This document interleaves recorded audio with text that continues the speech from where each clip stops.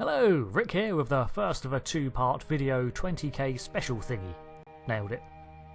The first Warp 5 vessel was constructed by Starfleet and was the NX-01, named Enterprise, and its role as Earth's first deep space exploratory vessel established a legacy of spacefaring ships that were always at the forefront of the Federation's development and expected to pioneer its principles.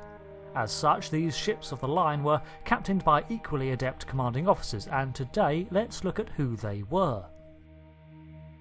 Starting with the aforementioned NX-01, it was launched in 2151 to escort a Klingon intelligence officer back to Kronos. It was captained by Jonathan Archer, whose father had worked on continuing Zefram Cochrane's work, culminating in the Warp 5 engine, the heart of the NX project, of which Jonathan was a test pilot.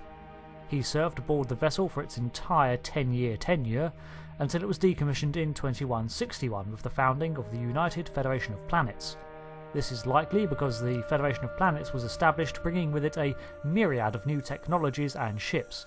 Archer himself would go on to be a Federation president, serving 8 years in the office from 2184 to 2192.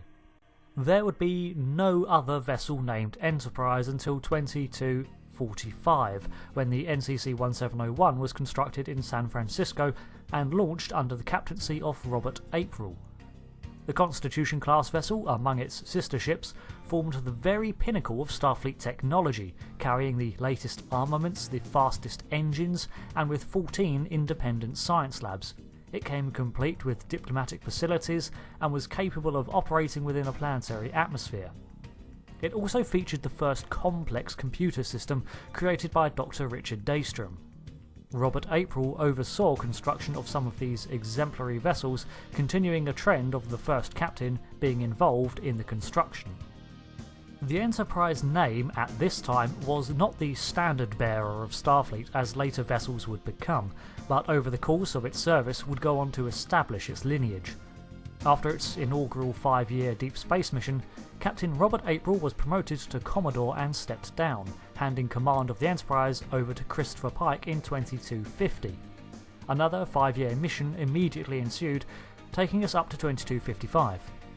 In 2256, the Klingon Cold War tensions boiled over into full-scale conflict, and this likely threw a wrench into the vessel's exploratory plans. 2257 saw Pike temporarily relinquish command of the Enterprise to requisition the USS Discovery. Now, it's unknown what else happened in this time period, but Pike was still in command of the Enterprise in 2265, when he was promoted to Fleet Captain, giving him a total of 15 years in command of the ship.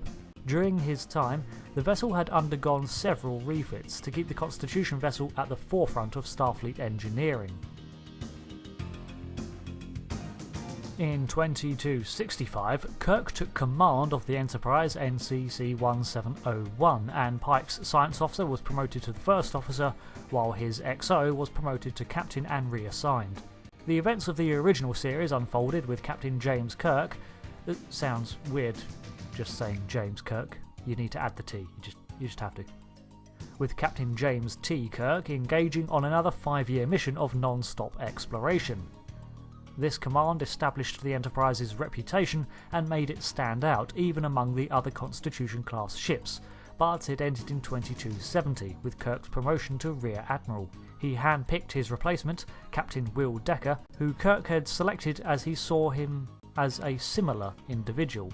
Commodore Matt Decker and Commodore Stocker both assumed command for a single mission during 2267. The events of the motion picture are not given exact dates, but Captain Will Decker makes a comment to Kirk that he hasn't logged a single star hour for 2.5 years, so it's widely accepted to take place in the year 2272 or 73. As we see in the film, Decker isn't best pleased with Kirk pulling rank to reassume command of the Enterprise, especially as the Enterprise has spent the first 18 months of Decker's command in dry dock, undergoing its biggest refit yet. So, out of Decker's 2.5 years as captain, only 1 year was spent flying shakedown before Kirk's intervention. No wonder he was complaining. After the Voyager crisis, it's unknown what occurred, but it's speculated that Kirk resumed command of the Enterprise for a further 5 years, possibly another 5-year mission, though I find this latter part unlikely as Kirk's position as a flag officer would mean he had a whole different set of responsibilities. This brings Kirk's potential command total to 10 years. However, in 2284, Kirk had retired from Starfleet, but that didn't last long and he was back in the Admiral's chair later that year. During this time, Captain Spock was in command of the ageing Starfleet vessel, which was now being used as a training ship to ready a new generation of explorers, and it's not stated the exact date he took command. It would have been sometime between 2273, if Kirk returned to his desk job after the motion picture, or 2278 if Kirk retained command. Plus, there's nothing to say that another captain may have taken the chair between 2278 and 84. It's worth bearing in mind that the Enterprise is around 30 years old at this time, and newer vessels such as the Excelsior and the Soyuz class would be replacing them. I guess Kirk could have remained in command throughout all of this time, but again he was an admiral, and we get the distinct impression that the Enterprise has been under Spock's command for some time by Wrath of Khan in 2284. I think it makes more sense that Kirk handed the ship over to someone he could trust with it completely, his best friend, in 2278, and Spock remained in command, training cadets and keeping the ageing vessel in the heart of Federation territory. Either way, the time of the Enterprise's perilous deep space missions were over, and the vessel was being used as field training for Starfleet Academy.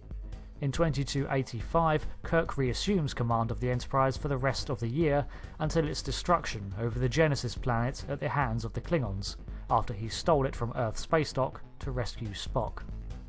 In 2286, the arrival of the Whale probe threatened Earth and Kirk saved the day once again. It was this action that spared him from a discharge from Starfleet, and he was let off with a demotion to captain and assigned a new vessel. That's it? You're giving him a ship? Oh no, such bad punishment. Oh, that really buggers up my life goals. Oh, and you named the new ship Enterprise?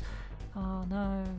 Now, in all seriousness though, the USS Enterprise NCC 1701A was a refitted Constitution class, speculated to have been the converted USS Yorktown, meaning that this vessel was also around 40 years old, so it's not like he was given the same grand position as he had once earned before.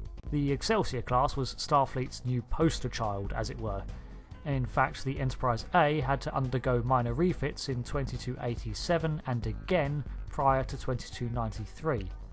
Kirk remained in command for this vessel's entire 6 to 7 year service until it was decommissioned after the signing of the Khitomer Accords in 2293. But the importance of the Enterprise name had been founded, and Starfleet already had set plans in motion. This is where I'll end this video, as the rest of the Enterprise legacy involved much more beta content, so it's more speculation based, but part 2 will cover the Enterprise B onwards. So, out of all the captains, Pike was confirmed to have the longest run, with potentially Kirk besting his 15 years with a 17 to 18 years, if we assume that whatever the Enterprise's time remains unaccounted for had Kirk in the chair. What do you think happened between the motion picture and Wrath of Khan? I like to think that Kirk used the Enterprise as his admiral's privilege, as it were, getting another 5 years out of her until Spock was promoted to captain and began to train cadets. I like to think that Kirk passed it on to Spock, whom he could trust completely with the vessel after his personal realisation that he wasn't comfortable with some unknown in charge like Will Decker, despite Decker being chosen by Kirk initially. But there's nothing really to prove this, and the Enterprise could have been passed on to the hands of some complete unknown in this time period. But thanks for listening, and I hope to see you next time for part 2. So, until then, set a course that away, and goodbye.